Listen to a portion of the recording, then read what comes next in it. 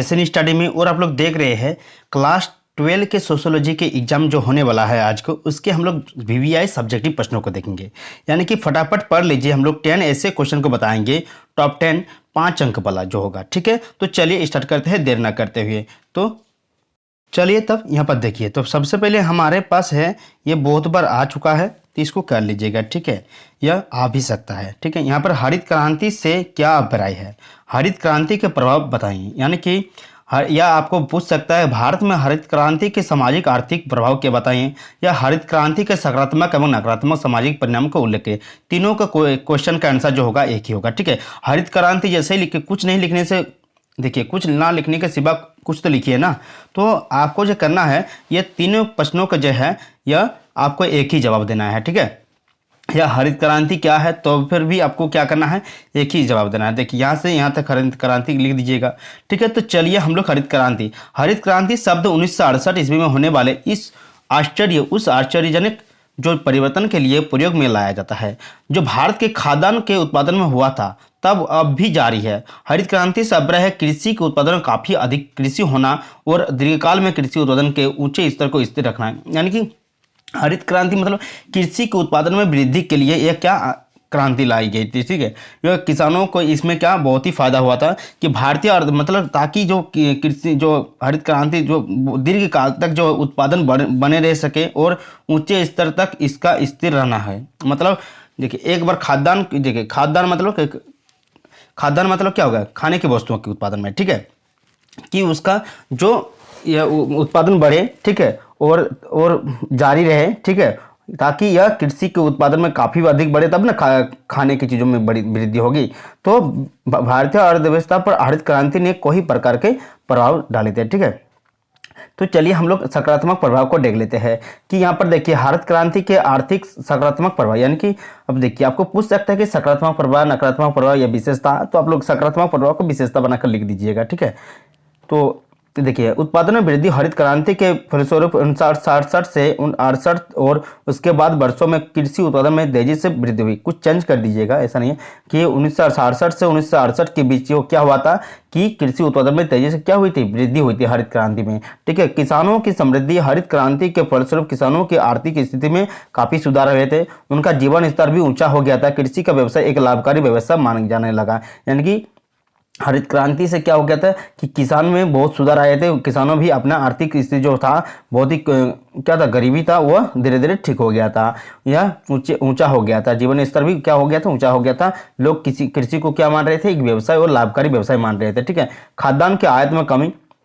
ठीक है, हरित क्रांति के फलस्वरूप खाद्यान्न में के आयात में कमी आई, भारत अनाज का एक निर्यातक देश बन गया। यानी कि देखिए जो अनाज का है ना, सबसे मतलब भारत भी एक क्या बन गया, बहुत बड़ा उत्पादक देश बन गया। ठीक है, पहले यहाँ पर उत्पादन उतना नहीं होता था।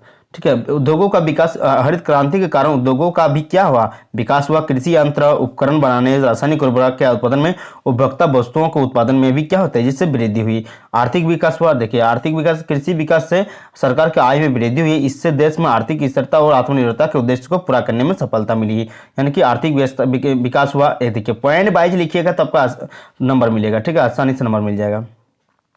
अब नकारात्मक प्रभाव को देखते हैं। चलिए नकारात्मक हरित क्रांति में क्या पड़ा, तो हरित क्रांति का प्रभाव सभी राज्यों में एक समान नहीं पड़ा। देखिए सभी राज्यों में, जैसे पंजाब, हरियाणा, महाराष्ट्र और तमिलनाडु पर इसका अधिक प्रभाव पड़ा। यानी कि सब राज्यों में एक जैसा नहीं पड़ा हरित क्रांति का प्रभाव। ठीक है, इन राज्यों में कृषि उत्पादन में तेजी से वृद्धि हुई, परंतु अन्य राज्यों में वहीं जहां सिंचाई व्यवस्था की कमी थी उसका हरित क्रांति पर कोई प्रभाव नहीं पड़ा है। यानी कि जहां पर बहुत, जैसे पंजाब, हरियाणा, महाराष्ट्र, तमिलनाडु, इस जैसे हरित क्रांति पर बहुत प्रभाव पड़ा है, लेकिन बाकी जो राज्य है हमारे उसमें नहीं कुछ प्रभाव पड़ा है, जैसा था वैसे ही रह गया। कि धनी किसानों को लाभ हुआ। हरित क्रांति जो धनी किसान थे, हरित क्रांति का लाभ धनी किसानों को ही पहुंचा। बड़े किसान जिनके पास अधिक भूमि तथा धन था वे उसका लाभ उठा ना सका। यानी कि वही सिर्फ लाभ उठा सका जो उस धनी था, यानी कि जो छोटा था वह धन का लाभ नहीं उठा सका। हरित क्रांति का लाभ उन किसानों को पहुंच जिनके पास 10 से 15 हेक्टेयर तक भूमि है। यानी कि जिसके पास 10 से 15 हेक्टेयर की भूमि थी उसी को लाभ पहुंचा। छोटे किसानों को हरित क्रांति का लाने वाले जैसे उन्नत बीज, रासायनिक खाद, ट्यूबवेल, ट्रैक्टर आदि खर्च नहीं उठा सकते थे। हरित क्रांति से धनी किसानों को ही सिर्फ समृद्धि, यह क्या है उसकी क्या है हरित क्रांति की क्या है, कमी है, ठीक है। हरित क्रांति क्या है, वो कमी है कि वो सिर्फ बड़े किसानों को ही वो लाभ पहुंचा पाया, छोटे किसानों को लाभ नहीं पहुंचा पाए। तो ये बनाकर लिख लीजिएगा, ठीक है। देखिए अब देखिए क्या है, हरित क्रांति के फलस्वरूप गांव में असमानता बढ़ गई, धनी किसान और अधिक धनी हो गए, जबकि निर्धन किसान आर्थिक स्थिति कोई परिवर्तन नहीं हुआ। यानी कि निर्धन किसान से उनका कोई परिवर्तन नहीं हुआ। गाँव में सामाजिक आर्थिक तनाव बढ़ गया है। यानी कि हरित क्रांति से सिर्फ धनी किसान को ही लाभ हुआ, बाकी जो गाँव में और तनाव बढ़ गया कि जितने भी धनी किसान थे वह सिर्फ धनी होते ही गए, लेकिन जो निर्धन किसान था वह निर्धन होते ही गए। यानी कि हरित क्रांति पर सिर्फ धनी किसानों को लाभ हुआ, गरीब किसानों को लाभ नहीं हुआ था। अब चलिए पढ़ते हैं आधुनिकीकरण क्या है। आधुनिकीकरण को प्रभावित करने वाले तथ्य बताइए। आधुनिक भारत में आधुनिकीकरण की प्रक्रिया का विश्लेषण करें। आधुनिकीकरण की प्रकृति पर प्रकाश डालिए। यानी कि आधुनिकीकरण पर या मॉडर्नाइजेशन जो है वो क्या है, और जो मॉडर्न युग हम लोग बोलते हैं ना, मॉडर्न युग हो रहा है, तो उसको कैसे प्रभावित कर रहा है मॉडर्न युग, ठीक है। या भारत में आधुनिकीकरण के विश्लेषण या आधुनिकीकरण की प्रकाश डाली। यानी कि आधुनिकीकरण जो है वो बहुआयामी आर्थिक, राजनीतिक, सामाजिक तथा सांस्कृतिक प्रक्रिया है जो समाज के सदस्यों को संपूर्ण जीवन को एक नया रूप तथा अर्थ प्रदान करती है। यानी कि सामाजिक जो आधुनिकीकरण है वो आर्थिक है, राजनीतिक है, सामाजिक तथा सांस्कृतिक क्या करता है उसको, मतलब एक बहुआयामी प्रक्रिया है। क्या है, बहुआयामी प्रक्रिया है, ठीक है। यानी कि इसमें बहुत सारे आयाम है। देखिए आयाम क्या क्या, आर्थिक है, राजनीतिक है, सामाजिक है और सांस्कृतिक है। यानी कि बहुत सारे आयाम है, इसलिए आधुनिकीकरण क्या है, एक बहुआयामी प्रक्रिया है जो समाज के सदस्यों को संपूर्ण जीवन को एक नया रूप तथा अर्थ प्रदान करता है। यानी कि इसमें क्या करता है, जो समाज के संपूर्ण जीवन को क्या करता है, एक नया रूप, मतलब न्यू जो अर्थ, न्यू मीनिंग में क्या करता है, प्रदान करता है। प्रोफेसर श्यामचरण दुबे के शब्दों में आधुनिकीकरण, यानी कि आप लोग एक दो को साइंटिस्ट का नाम लिखिएगा, ठीक है, ताकि आप लोग को अच्छा नंबर मिल सके। प्रोफेसर श्यामचरण दुबे के अनुसार आधुनिकीकरण क्या है, भारत परिवर्तन का एक विशिष्ट स्वरूप है। क्या है, जो प्रोफेसर श्यामचरण दुबे क्या बोल रहे हैं कि जो आधुनिकीकरण है परिवर्तन का एक क्या है, विशिष्ट रूप है, यानी कि स्पेशल रूप है। इसमें सामाजिक संरचना, सामाजिक मूल्यों तथा व्यवहारों की प्रेरणाओं का रूप तार्किक व्यवहारों, सामाजिक समानता तथा गतिशीलता से जुड़ा हुआ है। अब देखिए हम लोग पढ़ते हैं आगे। आधुनिकीकरण के निम्नलिखित निर्धारक तत्व है। यह तत्व आधुनिकीकरण को प्रभावित करते हैं। साक्षरता, आधुनिक शिक्षा, संचार माध्यम। यानी कि आधुनिकीकरण है उसको कौन कौन तत्व है जो क्या है, जो प्रभावित करते हैं। साक्षरता है, आधुनिक शिक्षा है, संचार माध्यम है, नेक्स्ट क्या है, तथा परिवहन है, लोकतांत्रिक राजनीतिक संस्थाएं हैं, नगरीय तथा गतिशील जनसंख्या है, ठीक है, श्रम विभाजन है आपका, ठीक है। ये सब क्या है, ये सब है आपका जाकर आधुनिकी जो करण को क्या करते हैं, प्रभावित करते हैं। तो चलिए इसके बारे में जान करते हैं। साक्षरता ये आधुनिकीकरण के प्रक्रिया का मुख्य आधार है। तो 2 नंबर क्या है, आधुनिकी शिक्षा।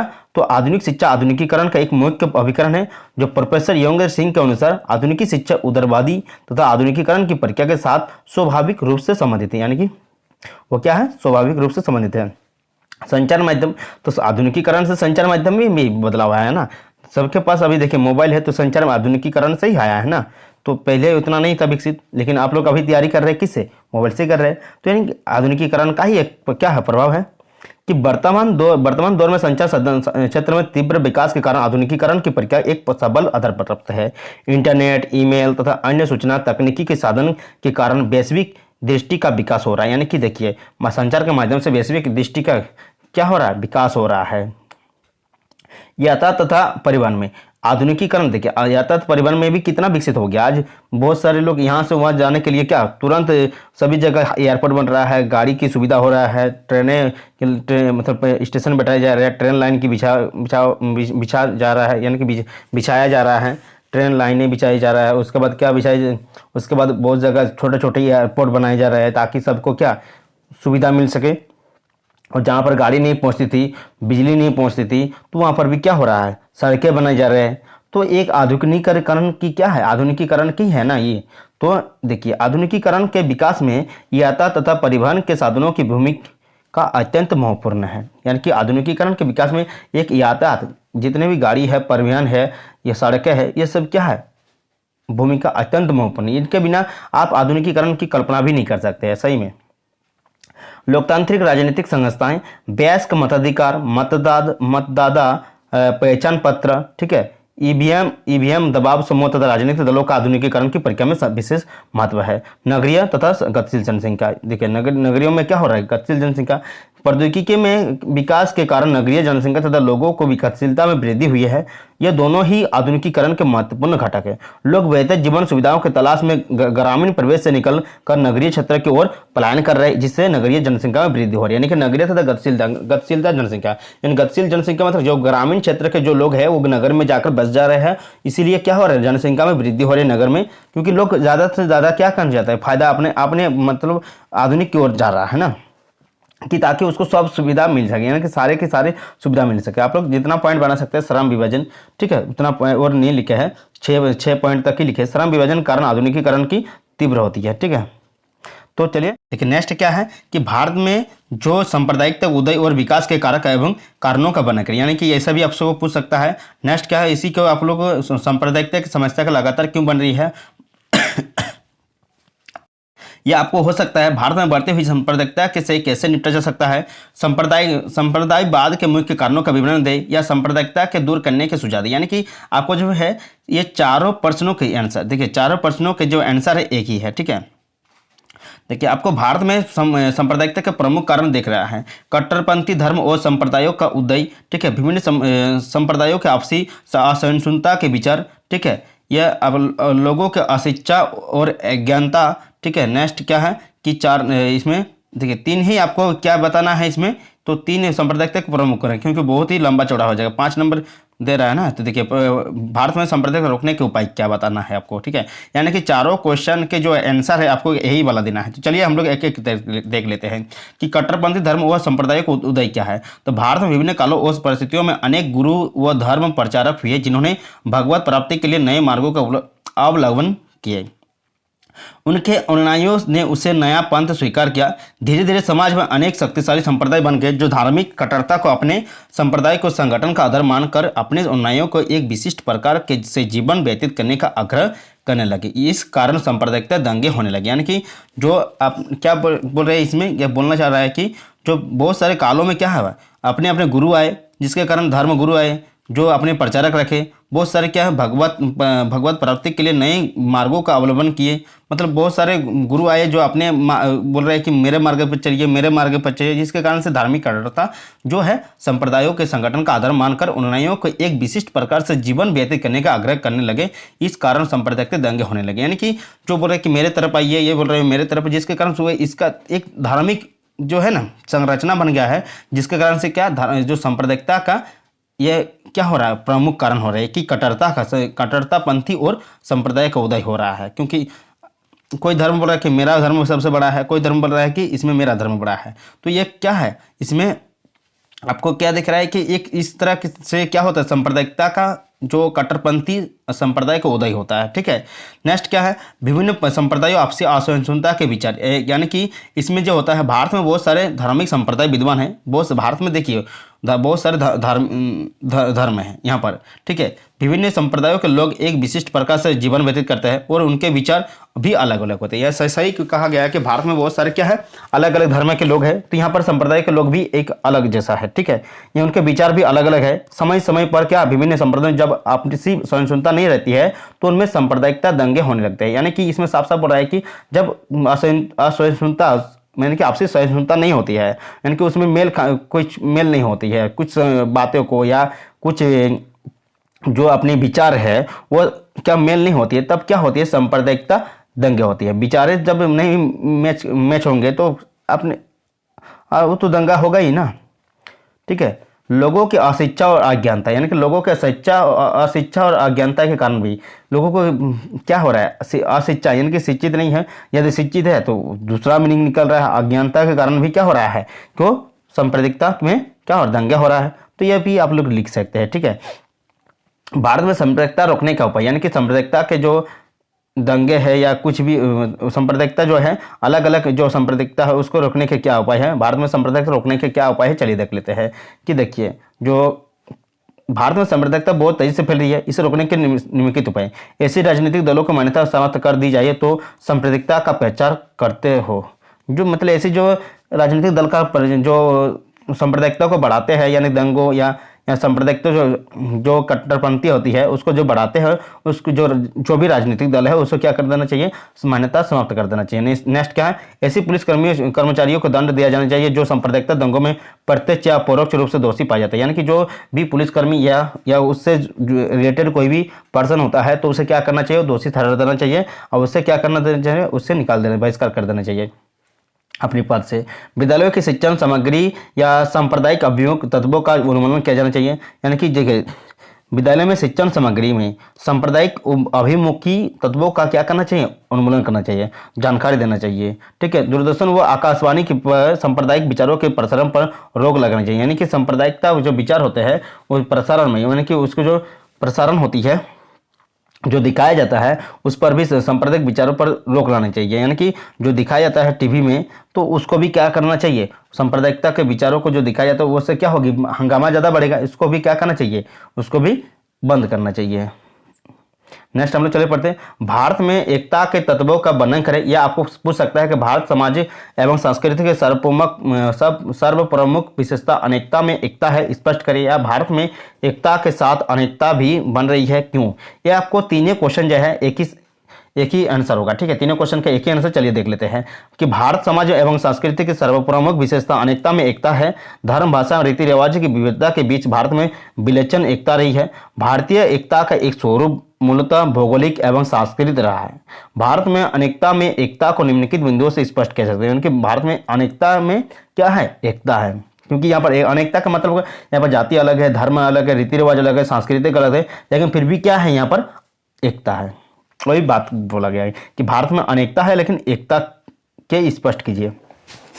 कि धार्मिक एकता, देखिए धार्मिक एकता में क्या है, यहाँ पर भारत में धार्मिक सद्भाव प्रचुर मात्रा में देखने को मिलता है। कश्मीर से कन्याकुमारी तक भारत में धार्मिक स्थल संप्रदाय न रहकर सभी धर्मावलंबियों के लिए श्रद्धा तथा उपासना का लोकप्रिय माध्यम बन गया है। इस प्रकार कुछ खास पर्व या कुछ खास समुदाय से उद्गम होने के बावजूद देश के अधिकांश समुदाय द्वारा मनाया जाता है। जैसे अजमेर शरीफ जैसे मुस्लिम धार्मिक स्थल में हिंदू लोग भी श्रद्धा अर्पित करने जाते हैं। यानी कि देखिए धार्मिक यहाँ पर एकता हो गया, धार्मिक एकता। सांस्कृतिक एकता में चलिए देख लेते हैं। सांस्कृतिक एकता में भारत में न केवल हिंदू बल्कि मुसलमान, पारसी, ईसाई भी एक ही संस्कृति में रंगे हुए हैं।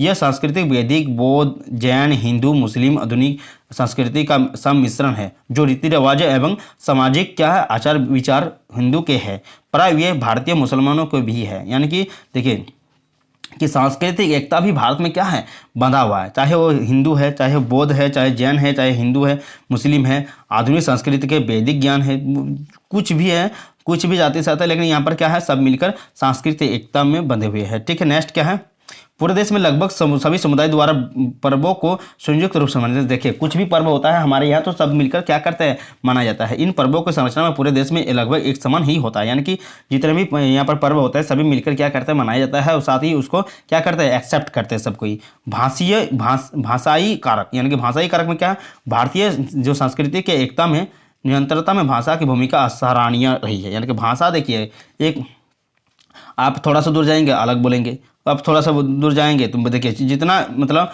भारत में ऐसा जगह है ना, जब जितना जैसे जैसे एरिया में जाएंगे उसी हिसाब से क्या मिलेगा आपको, भाषा भी मिलेगा, उस हिसाब से आपको रहन सहन मिलेगा, सांस्कृतिक मिलेगी, धर्म मिलेंगे, तो आपको भाषा के मतलब भाषा के भाषी कारक भी है। यानी कि भारतीय संस्कृति के एक एकता में निरंतर में भाषा की भूमिका सराहनीय रही है। हालांकि भारत में भाषा एवं बोली की दृष्टि से बहुत अधिक विविधता रही है, परंतु देखिए हम जो चीज़ बोले वही यहाँ पर लिखा है, परंतु विचारों एवं विषयों की दृष्टि से इनकी अभिव्यक्ति में मौलिक असमानता भी रही है। इसकी रचना में व्याकरण की दृष्टि से एकतव्य रहा है। यानी कि व्याकरण की दृष्टि से देखने जाएंगे तो ये एकतव्य रहा है। चलिए लैंगिक विषमता पर क्या चाहिए तो पढ़ लेते हैं। लैंगिक विषमता क्या है, भारत में लिंग असमानता के कौन कौन से सूचक है, लिंग असमानता का क्या तात्पर्य है। देखिए इसके बारे में तीनों का क्वेश्चन जो है एक ही आंसर होगा। देखिए लिंग विविधता का तात्पर्य है पुरुष तथा स्त्रियों के बीच शक्तियों तथा अधिकार को लेकर विभेद करना। भारत में महिला तथा पुरुषों के बीच लिंग पक्षपात तथा लिंग असमानता पाई जाती है। निम्नांकित तथा इस बात की पुष्टि करता है कि असमान लिंग अनुपात, महिलाओं की निम्न साक्षरता दर, यानी कि इसमें जो है जो आपको निम्नांकित तथ्य इस बात की पुष्टि करता है कि जो लिंग अनुपात असमान है, कि मतलब असमानता पाई जाती है। कैसे, तो असमान लिंग अनुपात पाई जाती है, महिलाओं की निम्न साक्षरता दर है।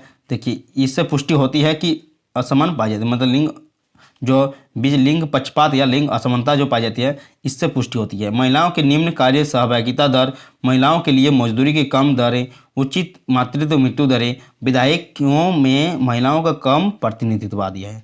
विधायकों में जितना भी है वो सारे जितने देखिए असमान लिंग अनुपात, ये जितना भी पॉइंट है इसको पढ़ लीजिए ठीक ठीक से और आप लोग लिख दीजिएगा अपने हिसाब से, ठीक है। मतलब महिला हर जगह क्या है यहाँ पर दिख रहा है कि कमी है, ठीक है। बहुत ही लंबा चौड़ा वीडियो बन रहा है इसलिए और एक दूसरा वीडियो में चढ़ाते हैं। मिलते हैं नेक्स्ट वीडियो के साथ। जय हिंद। देखिए और भी सारा क्वेश्चन है जो आपको करना है, 3-4 भी क्वेश्चन होगा जो आपको देखना है, ठीक है। मिलते हैं नेक्स्ट वीडियो के साथ। जय हिंद।